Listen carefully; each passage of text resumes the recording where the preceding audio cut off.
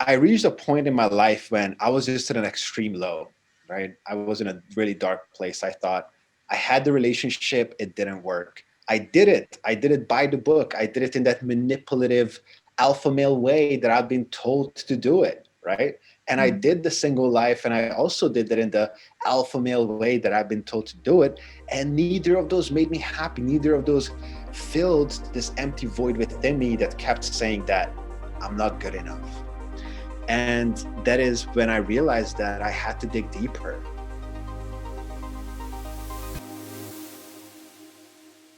Welcome to episode 20 of the Living and Leading with Emotional Intelligence podcast/show. I'm your host, Brittney-Nichole. In today's episode, we'll be speaking with Martin Mezei, coming to you from Barcelona, Spain. Martin is a masculinity coach, and he helps men thrive in love by supporting them in embracing their authentic masculine energy. Martin is also an NLP practitioner. He's a yoga instructor, meditation teacher, all the things that I love. And that was one reason that I really clicked with Martin whenever we connected.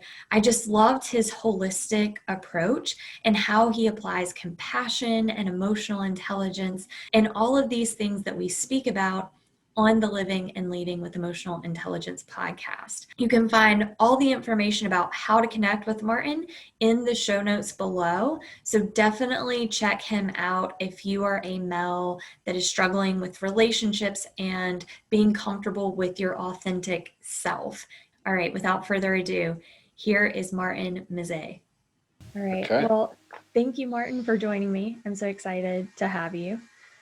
And it My is, pleasure. what time? 4 p.m. in Barcelona? 4 p.m. in Barcelona, Spain. That's right. Nice. Awesome. Well, I'm going to let you just kind of take it away. I know we connected, how long has it been? Maybe a month ish. Mm-hmm. And then we Yeah. chatted, but I just fell in love with what you're doing with, men and masculinity and well being and mindfulness. And I just feel like it really will be beneficial for our listeners. So just tell the audience, I say audience, but we don't really have anybody with us. So for you guys listening and watching right now, we are currently recording live on Clubhouse. So going forward, if you want to be able to engage with our guest and do a Q&A after our podcast session, you're welcome to do that. So as you're hearing this right now on the podcast, it's probably a month after we recorded it. So that's the whole benefit of Mm. joining us on Clubhouse. So Martin, if you will, just go ahead and take it away and tell the listeners about yourself. Yeah, awesome. Well, first of all, thank you so much for having me on. My name is Martin Mezei. I'm a male confidence and masculinity coach, and I'm on a mission to help men unblock their authentic confidence so they can connect with women that they truly want. And as superficial as that can sound to some people, like, oh, here comes another dating or pickup coach, actually, the reason I felt called to do this work was because I felt that this is one of our main drivers in life, isn't it? Connecting with others and having a quality, intimate relationship is really one of those main pillars of life that makes our life fulfilling. And yet, I saw that the industry that most people turn to when it comes to dating, when it comes to confidence, is so overwhelmed with not only misinformation, but just a general, overly rational and overly manipulative approach. And it has gotten a really bad name for men who are working on themselves and who are working on their confidence, who are working on better relationships and better connections with women. And so that's why I'm here doing this. And that's why I really resonated with the message of your podcast when you reached out, because emotional intelligence is indeed one of those huge factors that I believe if men were to master, then we would live in a world of more genuine and more thriving relationships. Yeah, 100%. What kind of started this journey for you? Because, when we talked several weeks ago, you shared this very just, eye-opening story for me because obviously as a female, I don't know what it's like. I see some of the social scripts and the stereotypes and just how society tells men that they should think and behave and react. Mm, mm, And you said that mhm. you kind of came from that place where you were one of those guys that you're trying to teach other people kind of not to be. Is that fair to say? Yeah, yeah, absolutely. That's a good point. That's true. Yes. So I could say that my journey began by Googling how to meet women or how to pick up girls, as most guys do at a certain point, because that's just how low our education and our culture is on helping men and women in understanding how genuine romantic connections and intimate connections work. But really, the true story is that when I was younger, like most men, I grew up around the ideas of being an alpha male, being a guy who has a cool car and who's jacked and who makes a lot of money and who looks like Arnold Schwarzenegger or Sylvester Stallone in their famous movies, Yeah. and who's like completely stoic, shows no emotion whatsoever, never has a moment of doubt, never has a moment of fear, insecurity, and he just sleeps with infinite amount of women, and yeah, that's just his life, right? And so I grew up feeling extremely insecure because I was not that guy, right? And I would say that 90% of the male population is not that guy, right? By our very own nature. Because we as men, too, my neighbor started drilling very timely. If you Well, guys your hear mic some isn't really noise in the picking it up, so background, that's a good thing. I can't really that's hear it. great, okay? Yeah. Because I'm hearing some. That's the Murphy's Law, right? I'm just sharing my life story, and there's a neighbor just drilling into the walls. Um, but yeah, so I was a guy who was very insecure because I couldn't live up to those standards. And so I thought, well, if that's what women like and that's what society wants me to be, then I guess I will pretend to be that guy. I will create a mask and be that guy. And so I did that. I did sports just to look better, be in better shape because I thought that was attractive. I dressed in a masculine way because I thought that was attractive. And I acted very masculine. I acted very fake confident because I thought that that would make me the man that I was supposed to be. And I also studied things like what people call pickup or the game or all these different manipulative tactics that basically help you be the man in the room who woos all the women, right? Yeah. And I did all of that, and I've been on the side where I'd gotten a girlfriend that I thought was amazing and extremely attractive. And I thought, well, I did the thing. I got an attractive girlfriend. I'm worthy now. I am the guy now. And our relationship turned extremely toxic, and she cheated on me. And I had not been equipped with the tools to deal with that.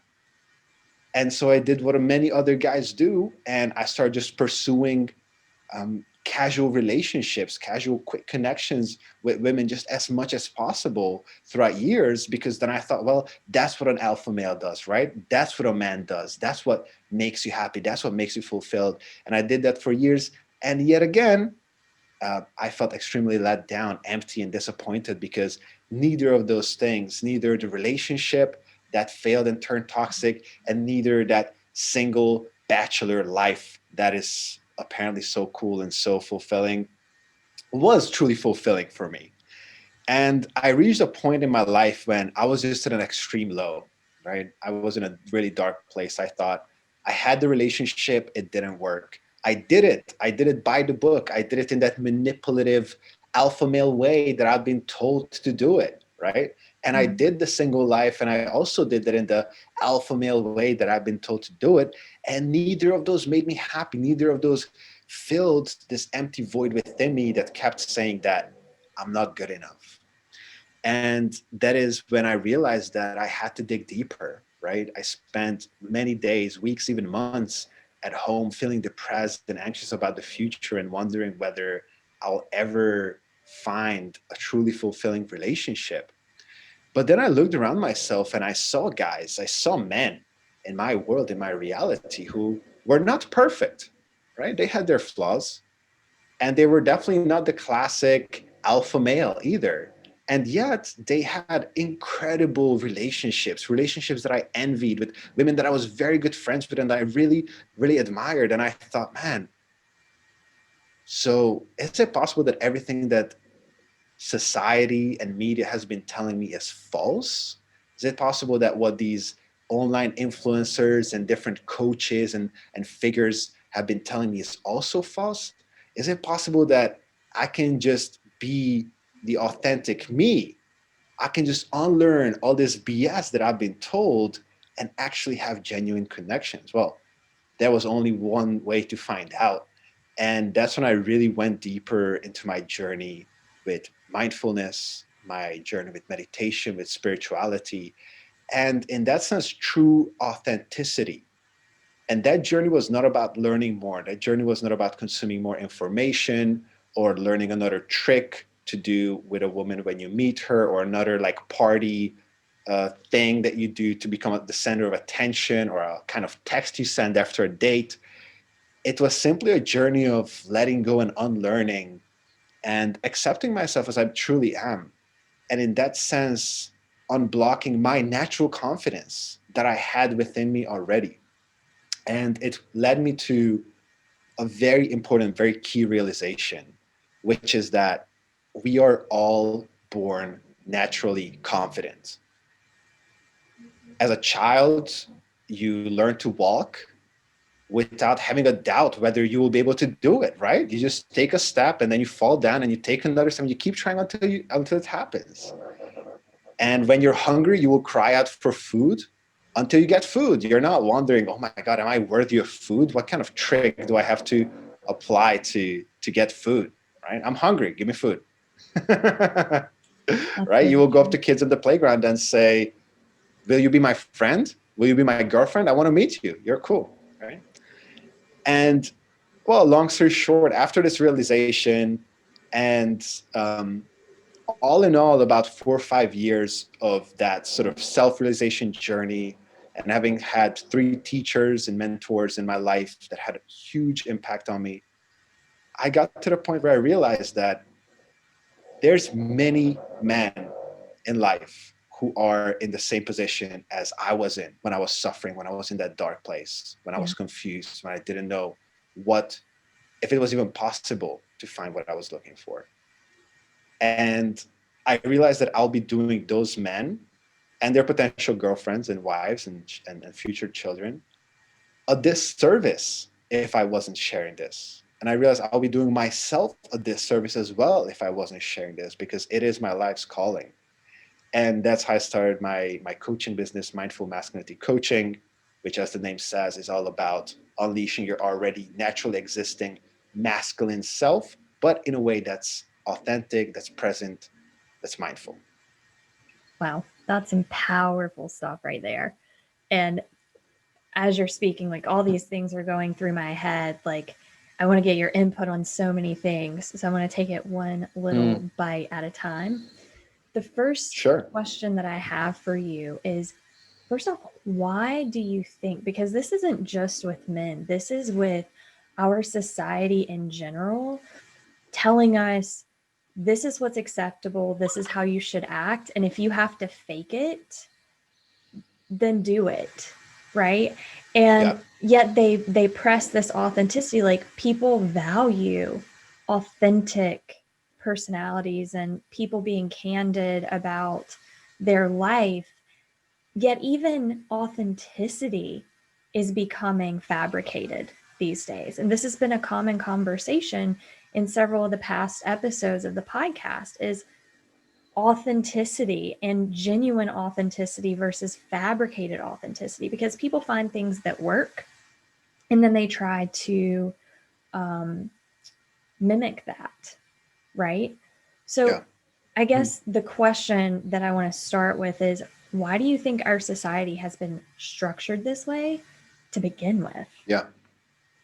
Absolutely. Yeah. No problem.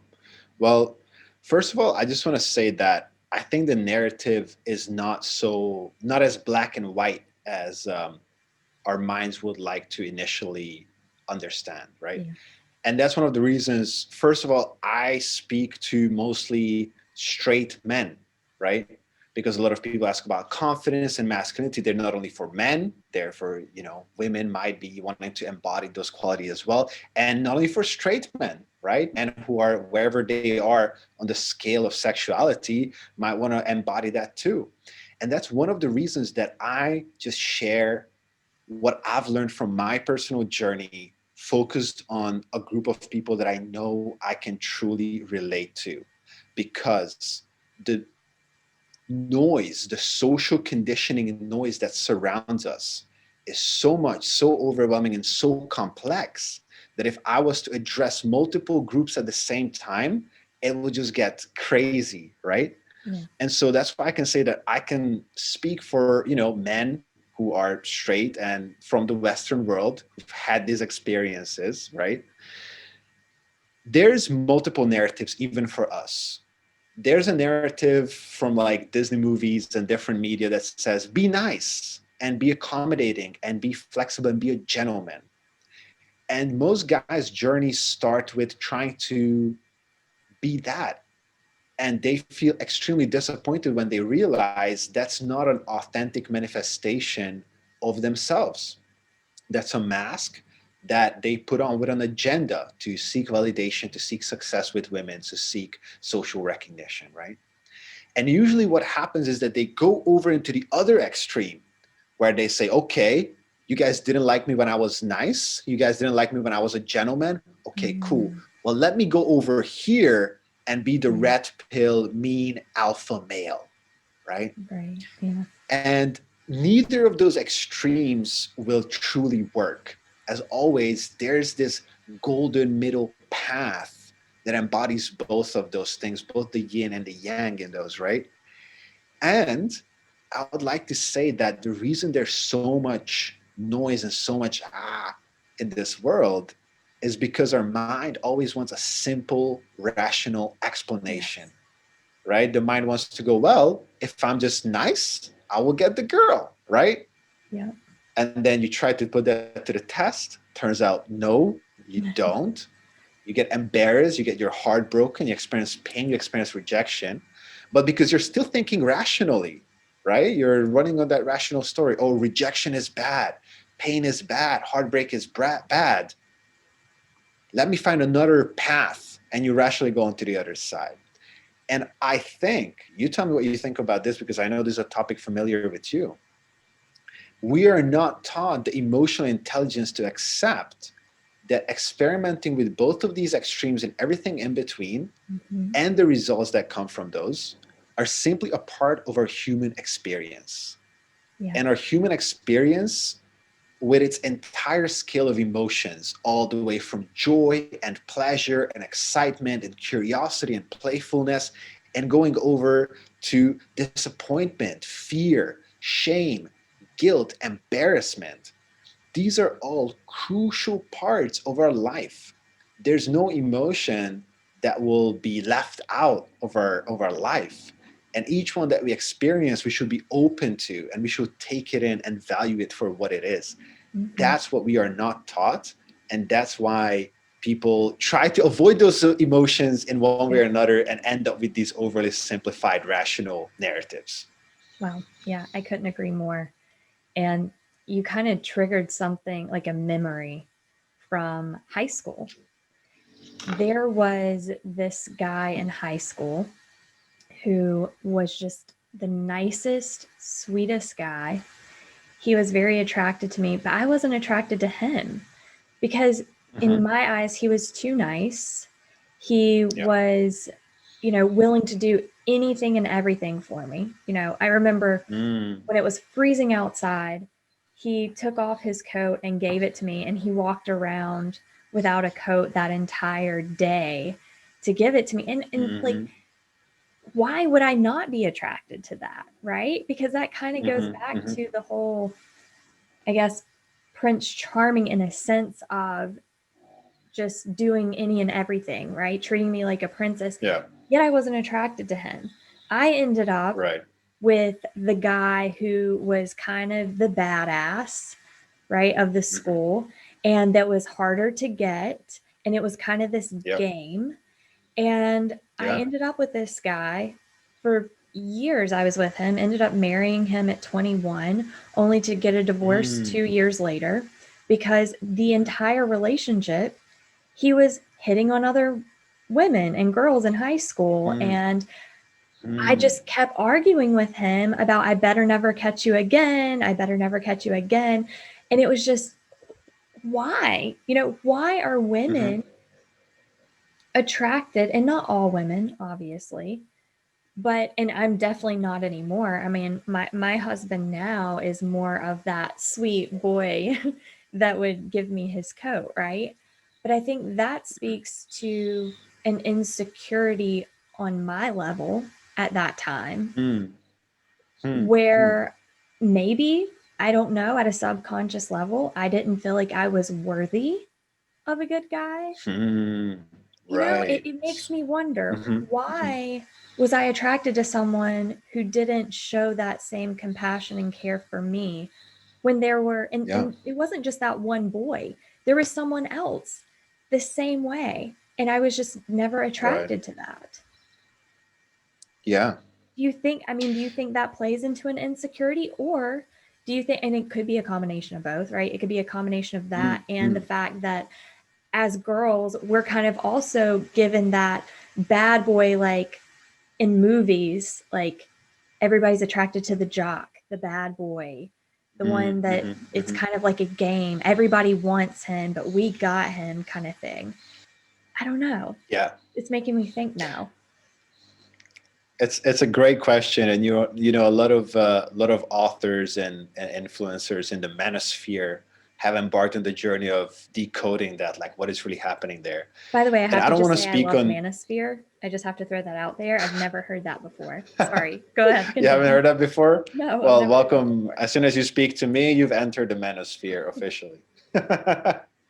Yeah, we say Menosphere to anyone who's doing men's work. At this point, this is like a branch. This is a category in personal growth and personal development. Um, and yeah, that's what we mean by Menosphere for whoever is listening and might be confused about that word. But yeah, many people in the Menosphere have set out to solve that mystery of attraction, right? Why the bad boy? Why not the nice guy? And I will say this: I don't want to speak on your personal situation because I'm sure there's many nuances to that story that we could discuss. But in general, in these scenarios, what's happening is that there's a lot more communicated subliminally through these little gestures than what we see on the surface. Mm. So, for example, that guy giving you his coat can come from a genuine place. It can genuinely come from like, oh, I don't need this coat. You're cold. Here's my coat, right? Right. And I'm just genuinely a giving person. It's all good, and I don't need anything from you in exchange, and it's all good. It's fine. But it can also come from the place of I am so desperate for your attention, Yeah. so desperate for your attention. I will do everything. I will go out of my way so far just to do favors. And deep down, I have an agenda. I'm not doing this without expecting nothing in return. I'm doing this because I want your attention and I want to, potentially have a romance with you. So I'm basically trying to manipulate you into having a romance with me. I'm not being upfront, right? I'm not Yeah. telling you directly. I'm not showing you signs direct. I'm not hitting on you. I'm not flirting with you directly. In fact, I'll suppress that masculine part of myself. I'll suppress that part and I'll try to subtly manipulate you into liking me. And now that we frame it that way, I think that's very dishonest and like just frankly cringeworthy, right? Like when you reach a certain point of awareness, you're like, oh, I did that so many times through my life, by the way. I was the nice guy for so long. And I looked back and I was thinking like, oh my God, man, I was being dishonest instead of going up to this girl and saying, hey, I feel like we have a vibe here. Do you want to go grab coffee one day? Right? It could have been that. I don't need to give you my Yeah. jacket. I don't need to send you love letters. That's it. And I think that's what's really happening. While the jock, the bad boy, is simply demonstrating that, first of all, he's not desperate. He has options, or maybe even if he doesn't have options, he doesn't really care, right? Which gives him a more giving energy. When he does give, it's more genuine. You don't have to be worried about being manipulated or kind of being, influenced by him just to get some affection. He's fine. He's good. He's living his life. He's going on his adventures. And if you want, you can go and tag along with him. Yeah. And in general, that's just a much more attractive quality, I would think, but you probably know better. No, honestly, like everything you said rings true. It really does. It did when you said desperate, that's exactly the Yeah. way that it came across to me was desperate. Right. And Yeah. I told you my husband now is more of the nice guy, but he's also got that masculine quality. It's just Yeah. not, he's not a dick. I mean, I hate to, I'm just going to be frank. He's just not an asshole. Yeah. He's just Right. a good guy. But I'm also a totally different person than I used to be. Right. I met him after I went through my personal development. And Yeah. I think that is another topic of conversation that we can discuss is that you can be the most well-rounded, maybe not well-rounded isn't the word, self-aware. Let's put it that way. You can be self-aware, confident in knowing who you are, but with the ratio of people out there that are also self-aware, do you find that it's more challenging to meet that compatible person when studies show that 90% of people lack self-awareness? So your pool, does that shrink? Have you noticed that?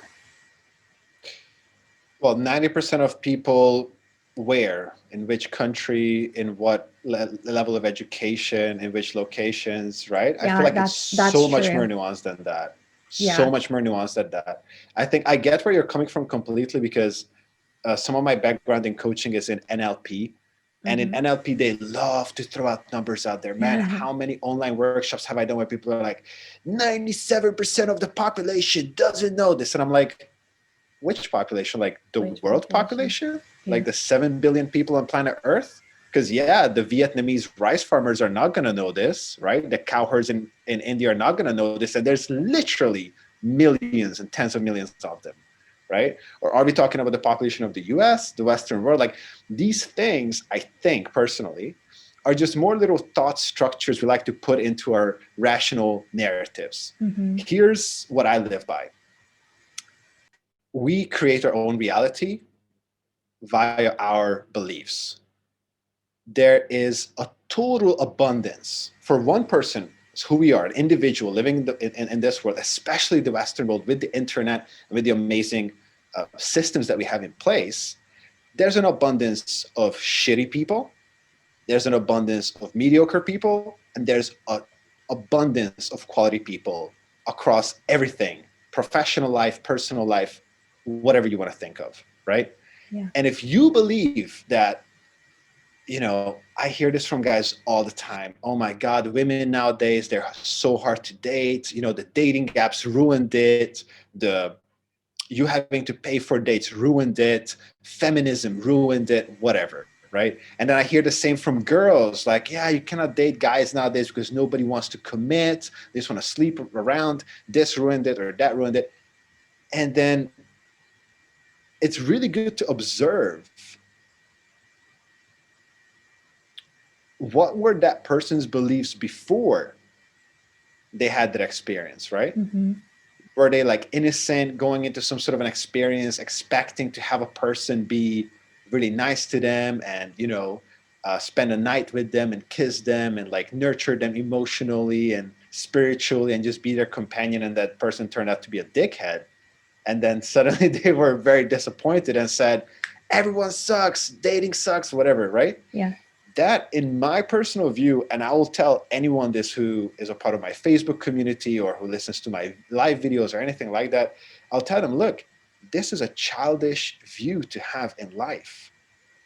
You are disempowering yourself. You are rejecting yourself. You are choosing to live in a reality that doesn't serve you and that doesn't make you happy.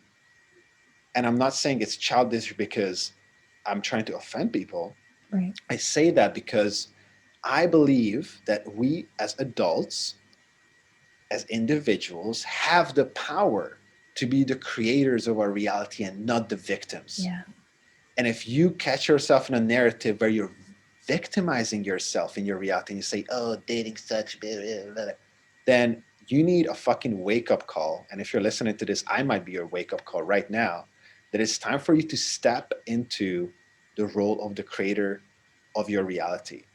I met my current girlfriend, with whom I had the most incredible relationship with for over 2.5 years now. Not the longest time, but it's been lasting.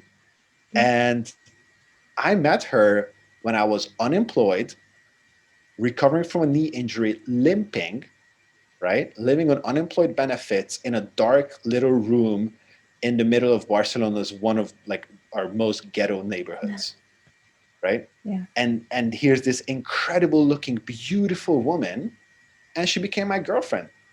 And we're still together. Obviously, I run my own coaching business now. Like literally everything changed, but we're still together. That's If amazing. you tell me that there's not enough quality women out there, there's like dating doesn't it's not worth it anymore, blah blah blah blah blah, you're just being a little poor. You're just being a poor little me victim. That's on you, Yeah. right? Men and women who want to change their circumstances, they go out there and they change their circumstances, and that's a hard pill to swallow, Mm-hmm. but it's a very empowering pill to swallow as well. 110%. That is so true. It is the hardest thing to overcome. But once you Yeah. do that, like you said, for me it was liberating. That's the way I describe it. Yes. It's It's freeing. liberating. Absolutely. It is also very empowering. It is both of those things. Yeah.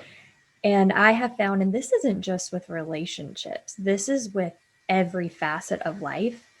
When you stop Mm. trying so hard to obtain what you want and just focus on Mm. yourself, without fail, it comes to you. And I think Mm. that's really hard Mm. for us to grasp. And I'm still trying to grasp that with business.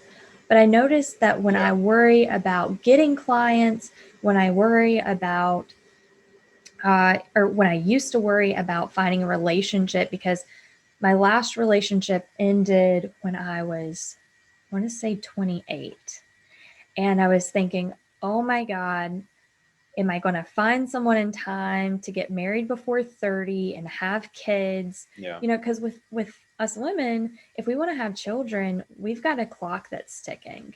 So with Yeah. every failed relationship, that's in the back of your mind, like, am I going to find the right person to start a family with before that time comes, right? Yeah. And every time I went searching for that and trying to find that, it it just failed miserably every single time, because I was trying to qualify everyone. And I'm like, oh, Yeah. I can deal with your drinking. Yeah, I can deal with your attitude. But I wasn't happy. So finally I said, look, just let it go. Just focus on yourself. And so my husband and I almost canceled our date because I was sick and tired Mm. of dating. I was so fed up with it. And I said, I'm just going to take Mhm. a break. And I almost canceled an hour before we were supposed to meet. And then I'm like, it's not fair to this guy. If this doesn't work out, if this date doesn't go well, I'm done. Until I feel like it's right, I'm done. And it went so well. So well. Mm. And I'm so fortunate that I did that. But I think we just need to surrender. Like, that's a word that's Yeah. definitely been used a lot in the holistic wellness and mindfulness, and more of the, what would you call that? Like, practices that focus on awareness and more of the universal consciousness side of things. But it's surrendering and just letting life Yeah, happen. for sure. And we want Absolutely. control. We've been taught to try to take control of whatever we can. Yeah. Yeah, I agree with that. And I think what happens usually is that behind these concepts like surrender and letting go and heart space and love and all these things that are very popular, like you said, in the new like holistic approaches to self growth and even like a bit esoteric, bit new agey. What usually happens is that there's a profound wisdom behind them. And then there's also a little trap where you can have a shallow, perhaps rational understanding and not like a true embodiment of what those things stand for.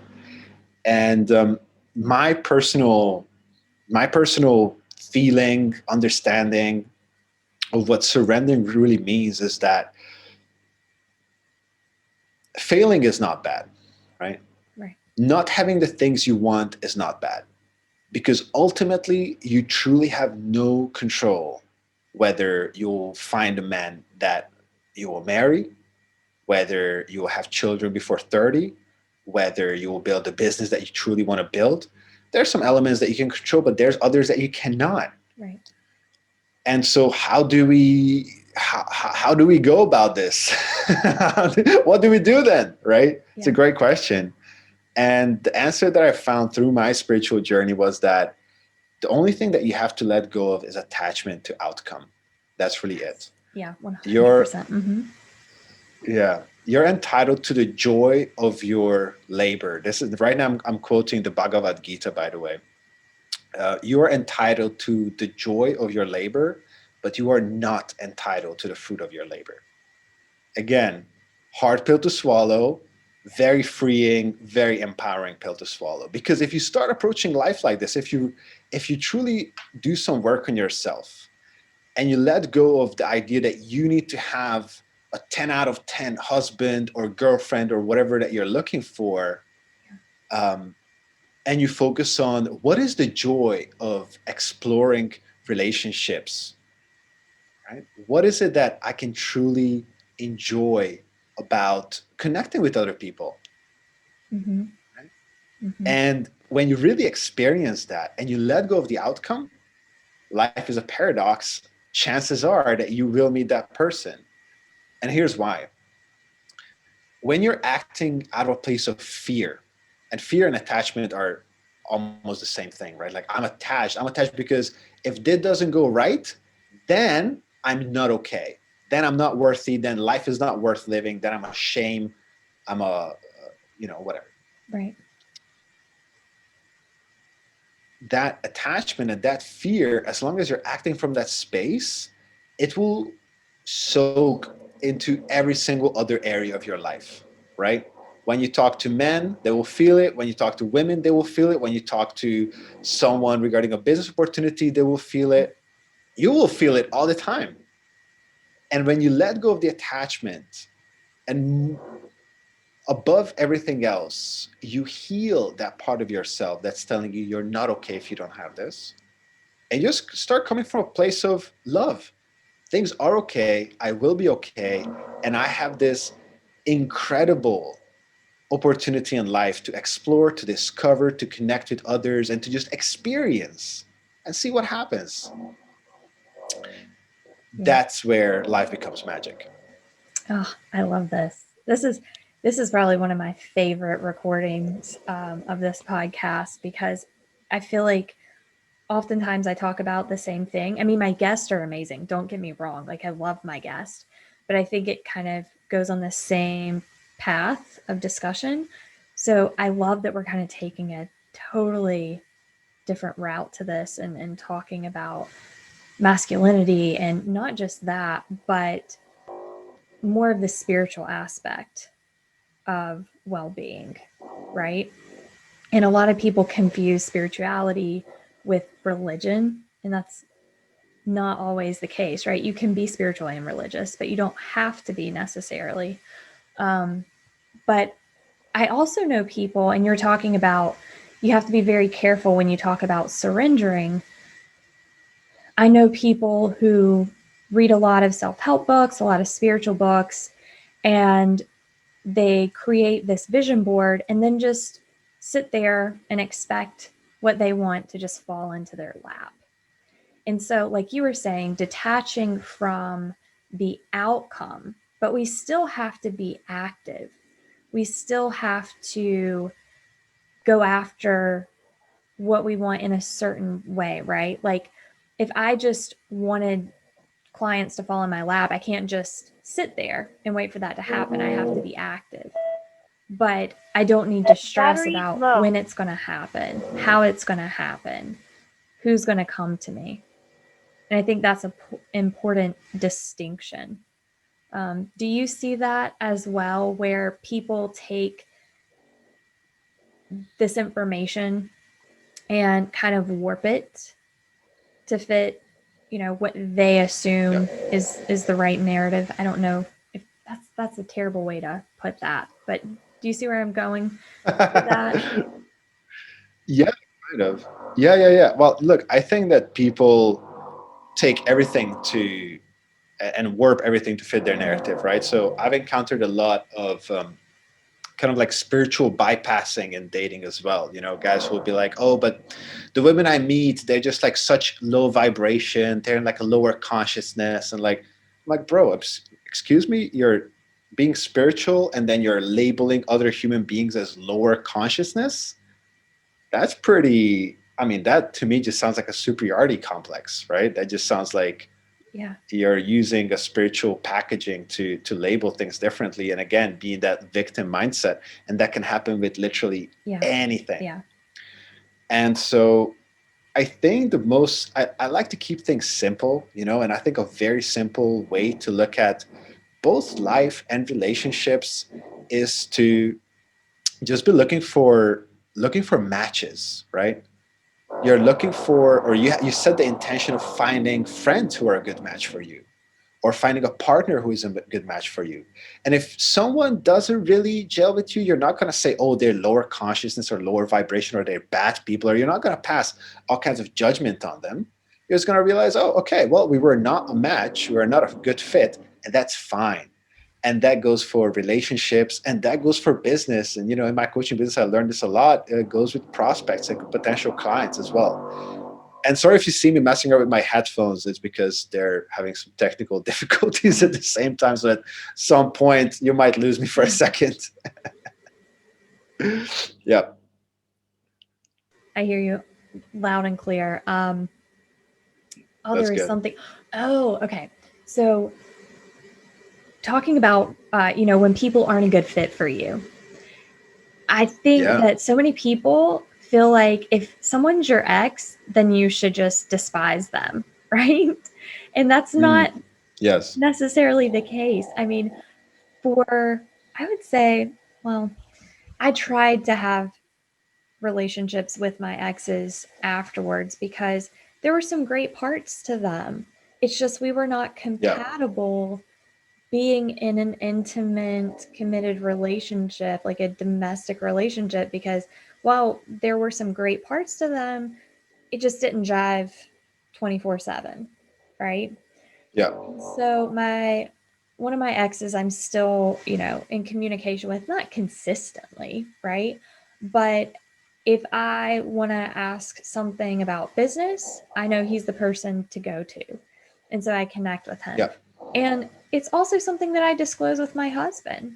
And he feels the same Right. way. I mean, he doesn't really have many exes. I'm the longest relationship he's ever been in.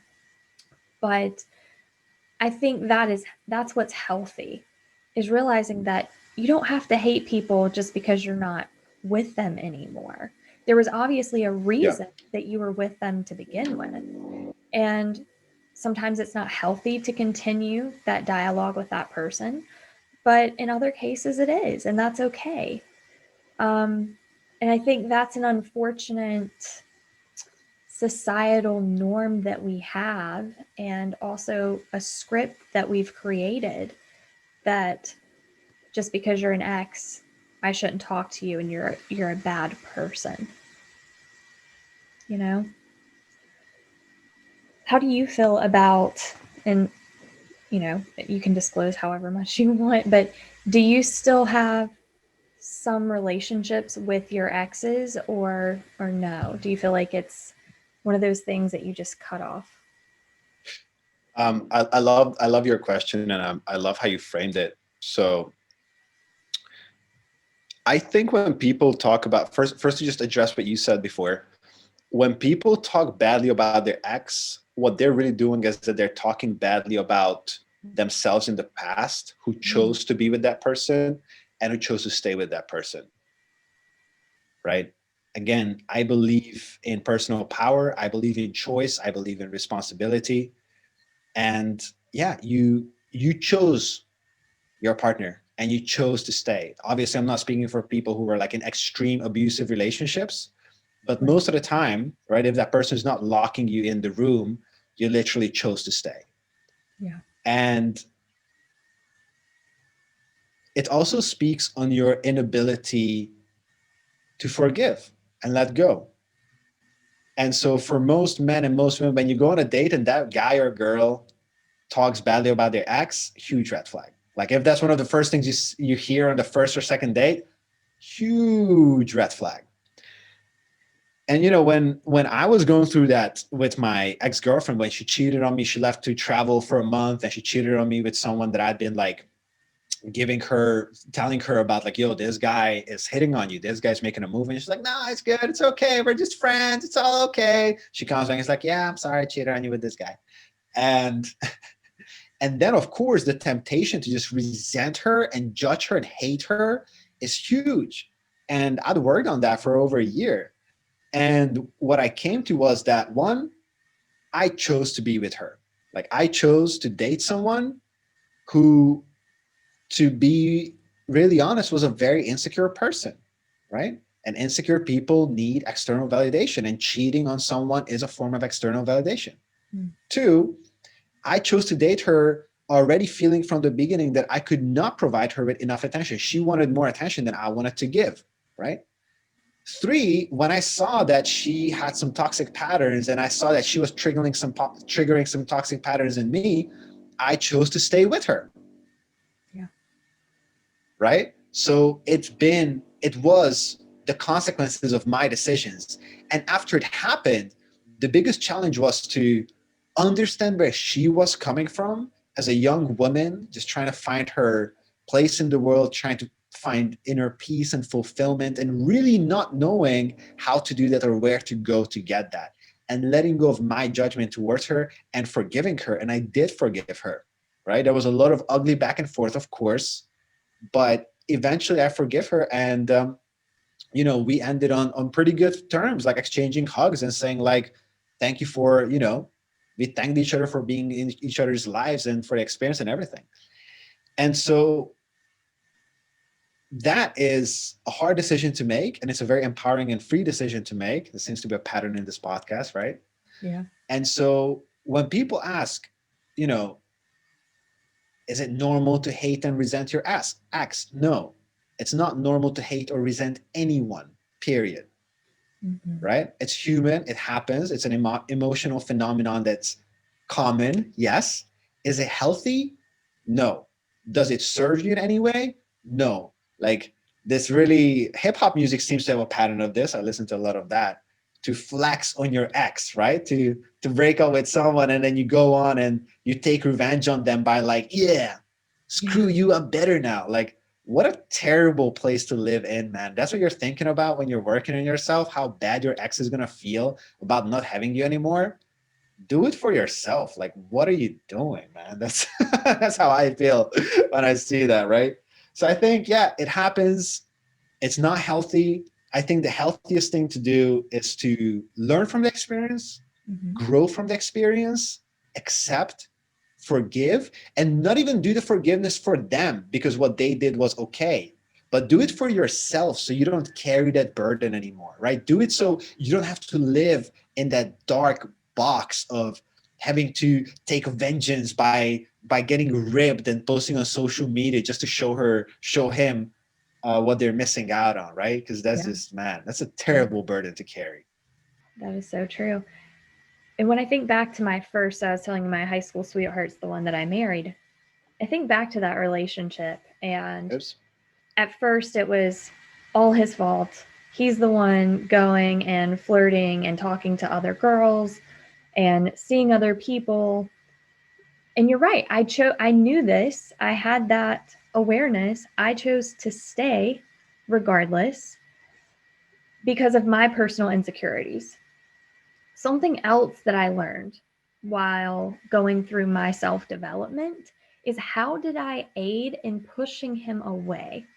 Because that's what I was doing. I was pushing him away. I was very clingy. I was codependent. I always wanted to know where he was at all times. I wanted to keep tabs on him. I was what some people would label the crazy girlfriend. Like, this girl is crazy. I would call his friends if I couldn't get in touch with him. I would call his friends and be like, okay, where is he? I can't get him on his phone. I would call him back to back to back to back. I would annoy the shit out of this guy. So now looking back, it's like, okay, I see how I may have aided in him looking for other people. Now, does that mean that what he did was right? No. We were both in the wrong, both of us. Me for being so clingy and dependent and staying with him, and him for staying with me. But we were both getting something out of it. For him, he was Right. getting out of it someone that would take care of him. Because I was very frugal, Right. I was good with money. I bought the house that we lived in, I paid the majority of the bills.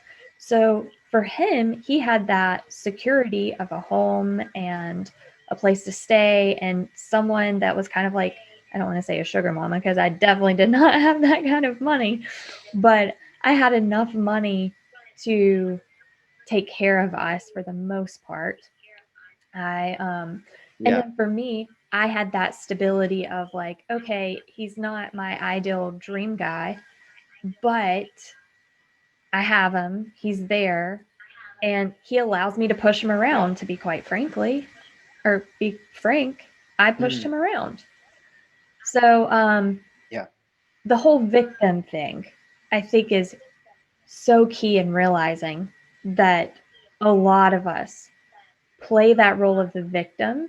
And I think that also stems from an early age, at least in Western culture. For me, growing up in the school systems, you wanted to have the right answer. You didn't want to have the wrong answer. Yeah. And if you were wrong, you wanted to pin the blame on someone else so you didn't get in trouble. Because being honest was not necessarily avoiding punishment, right? Yeah. Hmm. So on my end on the Zoom right now, you are frozen. I can hear you through Clubhouse. Can you hear me though? Yes, I can hear you. On Zoom. Yep, I can hear you on both Zoom and That's good. Clubhouse. That's great. Perfect. Because my Zoom also froze actually. Okay. And you're I'm back. I am back. That's right. Perfect. Yeah. But you were able to hear everything I was saying, right? Actually, you did cut off at certain points, as my Zoom was struggling to like So I'll do this. a quick recap that we won't, I'll cut it out of the recording. So it's a great question where this culture of victimhood comes from, right? It's definitely something that's very deeply embedded in us. It's definitely something that manifests in our professional lives, in our personal lives, in our relationships, in our dating, in our relationship to ourselves. And I think the bottom line is that you don't always need to understand something in order to be able to let it go, right? Like when you're doing a good stretch and you feel some tension in your back and you're just gonna crack it out. You don't always know where that tension came from, but that doesn't mean that you shouldn't just stretch out and let it go and feel better and have a better posture, right? So that's how I feel about a lot of these very complex, nuanced cultural topics of like, where does the victimhood come from? Definitely, can it come from the school systems? Most definitely. The fear of failure, most definitely. There's so much space for us to improve in the way that we educate, And that's actually one of my dreams, to not only work with men as a one-on-one and group coach, but to be able to give keynote talks and talks at colleges and schools to young men on confidence and on masculinity, because I really hope that emotional intelligence and developing a better relationship with yourself, mindfulness, and just overall mental health and wellness can be a part of our curriculums, right? I think it's so important. Yeah. I think it even needs But to start at like 10 years old, you going to like younger children talking at schools, you know? yeah, I would love to. Absolutely. I think it's important. And but will that fix it? I'm not sure. What I do know is that it's not a bad thing that we have it also. I don't think it's a bad thing. I don't think it's like, oh, victim mentality, oh, boo-hoo. Like, it's just a part of our journey. I don't think that anything exists without a reason to exist. I don't think that anything exists that doesn't somehow add value to our life. Things are either love and joy, or things are an opportunity for more love to arise, right? Love can arise from the pain. Love can arise from heartbreak. Love can arise from the suffering of victimhood as well. All you need is a catalyst that helps you power through that and choose love. And I think you are one of those catalysts. And I try my best to be one of those catalysts as well. Yeah, well, thank you. And yes, I definitely see that in you for sure. That's why I wanted to connect with you. There's so much we can learn. And my husband and I can't get on the same page with this, but I've had multiple conversations with him about nothing is inherently good or bad. It just Yeah. is. Yeah. He's like, that's not possible. There's a right way and a wrong way, right? Mm, When you do harm to someone, that's wrong. I said, well, it's wrong. It's bad for the person who is receiving that pain. But yes. clearly, that person doing it was doing it because it gave them pleasure at some level. Yes. And there's something to be said about that and to learn from that experience. But he just can't wrap his head around it. And I think it's hard for many people to wrap their head around because, like you were saying before, we want things to be cut and dry and simple and Yes. put things into categories Yeah. so that it makes it easier for us to process. Absolutely. But it's not Absolutely. simple, it's very complex. Yeah. Also, one thing that I also learned is that the truth is always in the paradoxes. You know, real truth is always a bit of a paradox, and in my spiritual understanding of what reality is, that's because duality is not real, right? Like, at the end of the day, it is the same consciousness, it is the same love that unites us all. The reason why we seek intimacy so much is because we want to feel belonging. We want to feel that oneness. We want to return to that oneness. And that's truly what intimacy and love, romantic love, but even friendship and just eye contact and a smile, that's what represents to us. Mm-hmm. That's what that represents to us.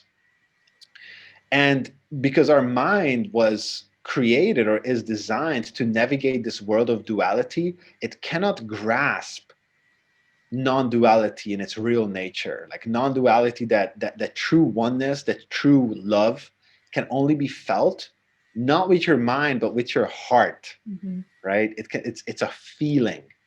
And that's why a lot of guys that come to me, they're very smart, they're very intelligent, and they know things, they know the theory, right? But when they want to apply it, somehow it doesn't work because it's all in here, and they haven't embodied, they haven't felt it. And it's a completely different thing to think about something and to rationally understand, Mm-hmm. right? And to feel it the same way that I can explain, consciousness and love and spirit and all these like cool little spiritual concepts, and they sound good, and somebody can be like, yeah, that sounds, yeah, I understand. And then, okay, you understand, but do you feel Feel it? it. Like, do Yeah. you see the same self when you look someone in the eyes? Do you feel that that soul is connected to who you are deep within? Because as woo woo and as like wishy washy, new agey that sounds, that is where magic happens in human relationships.